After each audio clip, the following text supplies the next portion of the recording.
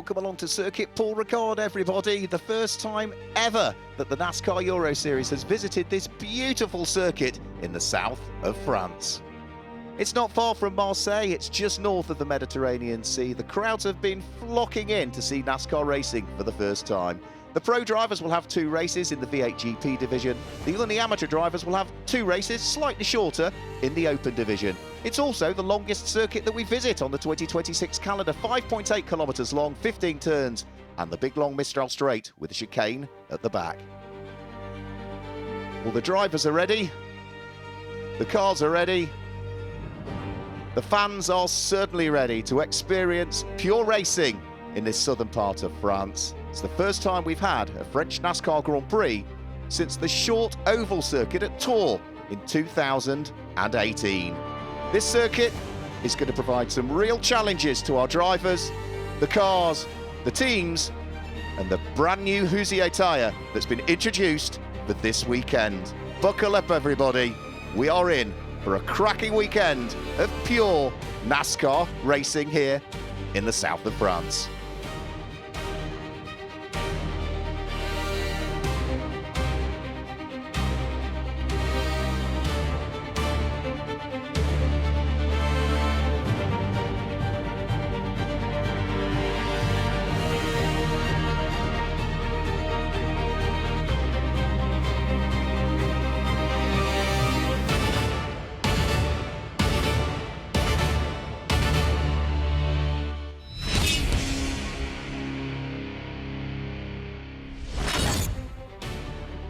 In qualifying, it was Frenchman Paul Ricard at his home NASCAR Grand Prix that was fastest of all, and he will be starting this race from pole position. Can he convert it to a race win in front of his home crowd? Well, we're going to find out very shortly, because the V8 GP division cars are heading onto the grid in advance of their first of 2 13-lap races here at Paul Ricard this weekend. Thomas Crasonis was second quickest in qualifying, with Vladimiris Joitsis and Vinny Mascalis lining up next on the grid. Buckle up! We're about to go green.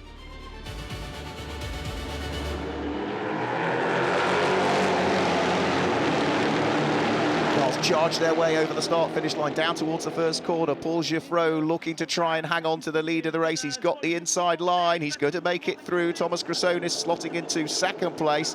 And Vinny Mascalis is up into third from fourth on the grid by the look of things. Crasonis looking for the lead of the race, gets a good run coming out of the second part of the opening corner. He's going to lead the charge up towards the downhill section, in towards the braking area for the next corner. Crasonis leading away from Paul Ricard, who's trying to fight back as they head up to Virage de Camp, the tight right-hander. From there, they feed their way through the next right-hander, and it is Crasonis who leads, with Ricard just having run out a little bit wide there. Might cost him second place and drop into third in the early stages of this race. But it's been a good, clean start as they charge their way down the Mistral Straight, which is broken up by a chicane midway through. So it's Crasonis that leads round the outside for the first part of the chicane, inside line for the second part of the chicane, and Vinny Mascalis has made it through. So Paul Ricard is now down into third position, and he's got right behind him the American driver Jordan O'Brien. We ride on board with Paul Ricard as he draws himself alongside Vinny Mascalis, trying to steal second place back on the charge up towards the hugely quick 180km/h right-hander, and Ricard has made it back through Vinny Mascalis, who's back down into third. Brilliant racing in the early stages. Jordan O'Brien looking to see what he could do at the wheel of the Dayglow yellow car, but he's run a little bit wide there, and that has opened up the door, and he's dropped down into 5th position by the look of things. So it's Vladimiris Joitsis who's opening up a little bit of a gap now from the car that's there in second place, Paul Ricard. Vinny Mascalis is there in third. Then it's going to be Vittorio Garelli, the reigning champion, the 2025 champion, but also the back-to-back champion, because he claimed the title in 2024. He sits there in 4th place. Jordan O'Brien is next up, and Martin Dubeck, who is making a return to racing after an awful weekend at Valencia, where he broke a hand and only 3 weeks ago had an operation with a titanium plate inserted. He is working hard there and going well at the wheel of the Ford that sits there in 6th place.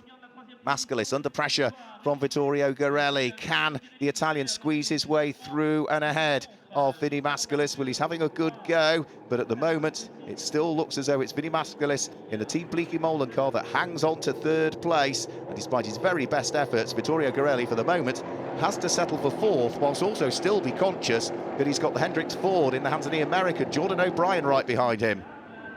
Jordan O'Brien doing a grand old job sitting there in fifth position. Hasn't got the budget for the full season, but he has shown absolute pace all year so far in the opening two races at Riccardo Tormo, and is going so well so far this weekend. Now, here's the opportunity. Garelli up the inside. He's taken the opportunity up towards Virage de Pont, the final corner. Vittorio Garelli goes through and picks up the place from Vinny Mascalis as they head over the start-finish line. Chrysonis leads the way from Paul Giffreau in second place. Then it's Vittorio Garelli. Vinny Mascalis coming under pressure also from Jordan O'Brien as we head in towards the braking area for the fairly quick first left and right flicks at the first corner. Mascalis under pressure from Jordan O'Brien. He takes the outside line through the first corner, has the inside line for the second. That will go to the outside line for the third. And now it looks so Jordan O'Brien, looking to gain a place, might lose one because Martin Dubeck has managed to prise the door open and he is desperate to try and go through. Jordan O'Brien having none of it, turns in towards the corner. Needs to be careful though because his exit speed might be compromised. He tried to defend, but he has just about still hung on to the place, and that's allowing now the lead three to pull away. But it's great battle for fourth position between Vinny Mascalis, Jordan O'Brien and Martin Dubeck. The speeds build as they flick their way through the left-hander and onto the Mistral Straight.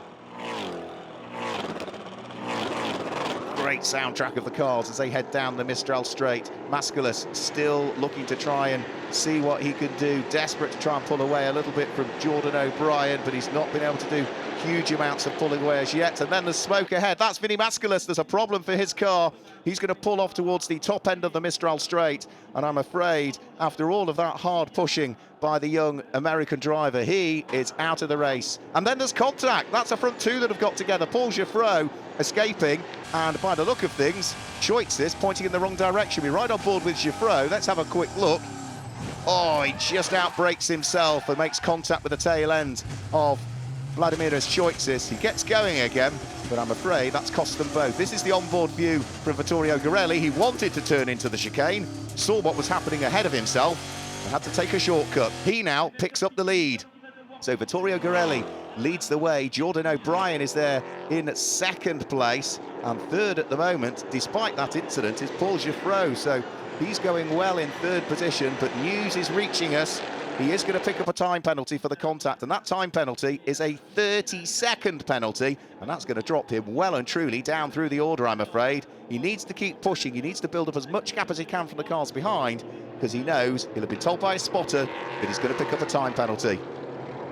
Jordan O'Brien will also be aware of that. He'll be making sure that he can not worry about the car behind, focus on the car ahead, see if he can close in on Vittorio Garelli, who looks rather comfortable, I've got to say, in the lead of the race currently.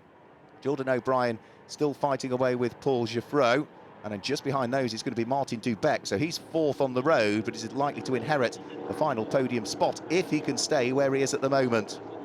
Up towards Virage de Pont, the final corner, and up towards the start-finish line. Vittorio Garelli looking to try and see if he can grab a race victory here. He's still got work to do, though, as they come through and over the start-finish line. Jordan O'Brien still in second place and still under this pressure from Paul Giffreau. In the background, you can see the black car with the blue flashes in the hands of Martin Dubeck. No obvious signs of any issues with his hand in these difficult conditions with these heavy old cars to drive as well. He'll have power steering. He's not got any ABS. He's certainly not got any traction control. This is pure racing in the NASCAR Euro Series. So through Virage de l'Hôtel and up towards Virage de Camp. At the moment, there's nothing Paul Giffreau can do about unlocking the door to try and take second place away from Jordan O'Brien. He knows even if he gets by on the road, he's still, with that 30-second penalty hanging over, he's going to drop back down through the order. And equally, Jordan O'Brien will know that if Paul Giffreau goes through, he might be third on the road, but he's still going to get second. That will not stop them fighting. That is absolutely for sure. Good fight going on between Martin Dubeck and Thomas Toffel as well. Both of these drivers are on double driving duties this weekend, racing in V8 GP and racing in the open category. They've got just behind them, not quite fully caught up yet as well, Vladimiras Choitzis. So he started third on the grid and is now down into something like sixth position at this stage. So he is desperate to try and make a little bit of progress and see whether the Cypriot driver can match his qualifying pace and haul himself through the order. Choitzis looking to see if he can do something about gaining a move on Thomas Toffel ahead. He got very close to him there, but again, still couldn't quite work his magic to unlock the door. And of course, now that they're squabbling, look at everything that's happening behind. Everybody else is starting to queue up behind again in reality. David Kajaya, I think it is the next of those that's going to want in on the fun. And then it's one of the Team Bleaky Molan cars that sits behind as well, which is probably going to be Jerome Bleaky Molan, I would have thought. So you can see, the more they squabble, the more cars all start to catch and therefore then begin to join in. And all of this is to do with the squabbling that's going ahead. And it's just allowing Martin Dubek to pull away a little bit now that Thomas Toffel and Vladimiras Choitsis have sort of fully acquainted themselves with each other. Up towards the first corner, again, they will go with the speed that they carry through Virage de Verrières, which literally translates as glassware in reality. If you translate it back to English, over then the little crest that brings them back downhill once more. And Vladimiras Choitsis this time, has he done enough to squeeze ahead of Thomas Toffel? No, he hasn't. It's still the Swiss driver that hangs on to it, the Cypriot that sits behind. Then it's going to be the Georgian driver behind that, which is David Kajaya. But just look, every time they slow each other up, another car joins the queue. A few seconds later, the next of the cars joins the queue. So 6 cars now fighting over what is 5th position. Brilliant fighting it is. And all of this is just allowing those at the front to pull away, including Vittorio Garelli, who is on course to claim a win here by the look of things at this stage. He's got nice clear track between himself and the car behind. Vittorio Garelli comes through to add to the tally, and that's now 17 career wins in the NASCAR Euro Series V8 GP division for our reigning champion, Vittorio Garelli. Jordan O'Brien was second. Martin Dubek did inherit third, with the time penalty that went the way of Paul Giffreau. Let's hear from the race winner. Vittorio Garelli, another race win. How was it out there? It was very good. I had a very good start, managed to get the inside of the 6, then I had a lot of pace. But I was losing a bit in the straight line speed, I have to say. We have to check out the data, but yeah, I did a nice few moves. Then I was a bit lucky, the 313 touched. I was faster than them anyway, so yeah, a bit of a comeback after they deleted my lap time from my Super Pole. God was with us. Hope the fans enjoyed and had a good show. What about this track, the first race? You've been here in the NASCAR Euro Series. How was it? Is it a track where you can overtake a lot, where you can push a lot? Yeah, there are a few very nice corners where you can really overtake. I had really a lot of fun with the few moves I did. Let's repeat tomorrow. So Vittorio Garelli receives the congratulations of team members from PK Car Sport. He'll be happy, the team will be happy, because that means our reigning champion has finished on the podium in all 3 of the opening races, and he's won 2 of them in V8 GP. In the subcategories, the win in the junior trophy went the way of Garrett Lowe from Jack Davidson and Julian Rayberg. And in the Challenger Trophy, Thomas Toffel claimed the win. So it's the NASCAR Euro Series first ever visit to Paul Ricard. This circuit, first built in 1969, is not that far away from Marseille. We've got our Open Series race coming up for you shortly. Let's talk to our pole sitter. Vladdy, your Storm watches pole awards here at Circuit Paul Ricard. It was an incredible lap, and more important, it was really good bounce back after Valencia, right? Yeah, and especially after 2.5 years with, I don't know what to say, I mean, bad luck, circumstances that I was not expecting. Not sure if I will participate in the next year and all that stuff, but I believed in this team since last year when I signed with them. I just had to be patient for the right time. The right time, I think, is already here today, officially.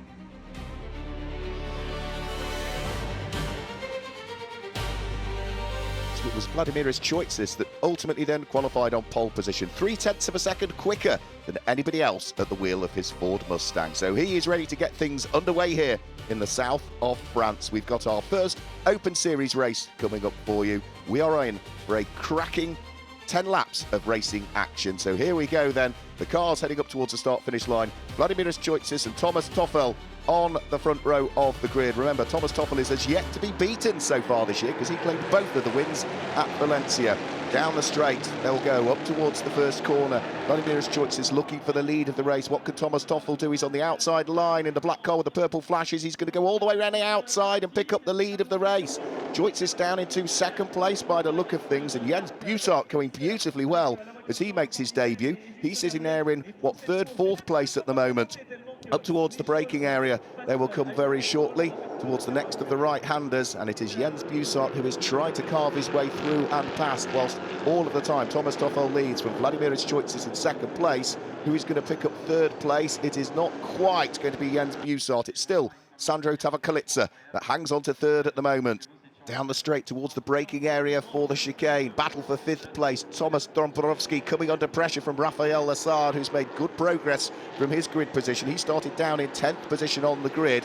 He almost makes a little bit of contact there with Thomas Dombrowski, but he's making, again, another move. He's on the left-hand side as we ride on board with Martin Dubeck, who sits directly behind them. Down the Mistral straight, you could see the Ford bump draft in the car that lies ahead. They headed towards the very, very fast right-hander, and it is still Thomas Dombrowski that's at the lead of this little pack. Then it's going to be Rafael Lassard, followed by Martin Dubeck, and then Gilles Linster. We've got one car running wide there, and that has allowed Jens Bussard to feed his way through. That is going to be Melvin de Groot, who has just run a little bit wide there. And he needs to be careful as well, because of course he's got more and more cars queuing up behind him all the time. Martin Dubeck, Rafael Lassard, Thomas Dombrowski, Claudio Capelli, Gilles Linster, then I think it's Ulysse Delceau. So that is a huge train of cars, all busy, fighting for position at the moment. And now that Jens Bussard is at the front of all of that, he's just able to edge away a little bit. So up towards Virage de Pont, the final corner, try and get a good exit off that. Ulysse Delceau in the background of the shot looks as though he is under pressure for position. But over the start-finish time now will come. This is still Melvin de Groot, who is still looking in his mirrors just to see what the Orion-backed Ford is doing in the hands of the Czech driver Martin Dubeck as they head down towards turn number 1, but there's no way he can feed his way through there. He's just too far away. Up towards the next of the corners, so they sweep their way through the first part of the lap up towards Virage de l'Hôtel and then Virage de Camp, which will be the next one. And is Rafael Lassard going to gain a place on Martin Dubeck? He's looking for the inside line, but Dubeck is just able to sweep the Hendricks Ford across the nose of the Illuminatech car. So then once they've worked their way out of Virage de Camp, then the speeds start to build again once more as they flick their way shortly left and onto the Mistral straight. We've got the chicane part the way down, and this is the move that is being geared up here by Martin Dubeck, sitting directly behind Melvin de Groot. He jinks out from behind. He's got the left-hand side of the circuit. That will give him the inside line when they head up towards the chicane. And Martin Dubeck goes through. Rafael Lassard follows him through as well. So 2 places lost by the Team Bleekie Molen driver there, and he's now under pressure again from the next of the cars, which sits behind, which is going to be the car of Thomas Dombrowski. So brilliant squabbling between them all. Dubeck now also looking to try and stick his elbows out in the number 7 car, trying to keep the charging Rafael Lassard behind, who's worked hard, say, from 10th position to clamber his way up through the order. He's been working those tyres hard, which is paying dividends in this race. The problem is, what's it going to do to the tyres for tomorrow's race? Because you have to use the same 4 tyres. And now Lassard, he's got the inside line here, and I think he's going to sneak his way through. Yeah, they head through Lac, which is the penultimate corner, and then up towards Virage de Pont. And Rafael Lassard has gained a further place, so he is now up into 4th position. Now the next car needs to charge and try and catch is a bit further up the road, which is Jens Bussard. The first thing he needs to do is fully shake off, though, the man he's just taken the place from, which is Martin Dubeck. We ride on board with the number 19 car, the club competition car in the hands of the Belgian driver Jens Bussard, who makes his debut in the series this weekend. So we've seen him out in the Rookie Challenge before, but we have not seen him out in the main race, and he's gone and lost a place by the look of things. So that is Rafael Lassard, who has gone through. So Lassard is now up into what is 3rd position. Martin Dubeck still busy fighting away. He's in 5th place. Thomas Dombrowski sits there in 6th. Gilles Linster's there in 7th, I think, at the moment. There's still plenty of time for the drivers to try and shuffle the order in the closing stages of this one. This time we ride on board with Thomas Dombrowski. That's the view he has of the Hendricks Ford that lies ahead. He's at the wheel of his PK Car Sport Chevy. You can see just how close he gets. He's got the undercut. There's a little bit of contact between the pair of them. They're both going to run a little bit wide. There was a touch because Dombrowski was trying to feed his way through, and now we are 3 wide by the look of things. Something's got to give. Gilles Linster is on the outside line. Can he carve his way through? He's having a go, and it looks as though Martin Dubeck is going to hang on to the lead of this little trio of cars. Gilles Linster is through, and Thomas Dombrowski, who was looking to gain the place, I'm afraid, has gone and lost one. So round through the left-hander at Virage de Lac, and then up towards the braking area for Virage de Pont, the final corner. Martin Dubeck Needs to be careful, ran a little bit wide there. There's contact as well, just coming out of the corner as Thomas Dąbrowski just shows the bumper to Gilles Linster. They both gather it up. Gilles Linster, though, with good momentum, still managing to get his nose just ahead of Martin Dubeck, but that's the outside line when they head up towards the first corner. We're giving the inside line when they get towards the second section of it, but Gilles Linster backs out of the move, and it's still going to be the Hendricks Ford of Martin Dubeck that's at the head of this little trio. But because Gilles Linster backed out the throttle slightly, all of a sudden, he's going to lose the place again. Thomas Dąbrowski is going to feed his way back through, is he? Yes, he is. Gets the job done. So they're continually busy squabbling away. It's just allowing the next of the cars to begin to close in again, which I think is going to be Melvin de Groot. So this has been a good value battle. Martin Dubeck, he's got a hand injury at the moment. Not many weeks ago, he had an operation following breaking his hand at Valencia. And he has had a busy old race. He's always been either attacking or defending. Well, at the moment, it's defence, because he can see he's got the number 24 car of Thomas Dąbrowski right behind him. And if they slow each other up, it's going to allow the number 50 Ford to get right to them as well, which is going to be the Hendricks Motorsport car. So up towards Virage de Pont once more. Traffic to deal with as well this time through, which is going to be Andre Lorty's car, which I think is going to not want to get involved. He's going to try and stay out of the way. He needs to blend off the throttle a little bit as through goes Martin Dubeck, through goes Thomas Dąbrowski, through goes Gilles Linster. They should all just about clear that traffic before they head up towards the braking area for the first corner. And this time it is going to be a place gained. Thomas Dąbrowski weaves his way through at Ferrari, which is the first complex. And he is now at the front of that little queue. And now Gilles Linster is looking to try and attack as well. So brilliant battling. Poor old Martin Dubeck has lost 2 places in the last couple of corners or so. And it might not end there, because again, he's got another car right behind him, which is going to be the car of Melvin de Groot. So out of Virage de Camp, round through Santa Boom, Virage de la Santa Boom. And then from them, build the speeds once more. Now, by the look of things, the charging Rafael Lassar is still looking to gain more places. He is now up to speed with Vladimiris Joitsis and is looking as though he might be able to push that Alumnitech Ford further up through the order at this stage. He really has had a stunning race so far, the Canadian. But what can he do about picking off Vladimiris Joitsis, the Cypriot driver at the wheel of his Speedhouse Ford? Well, he's having a good go. He's looking to try and draw himself alongside. He's going to get a bit of a slipstream as they head onto the first part of the Mistral Straight. Remember, the chicane breaks it up part the way down, and he's already got his nose ahead. He's through. It is now Rafael Lassar who is up into second position.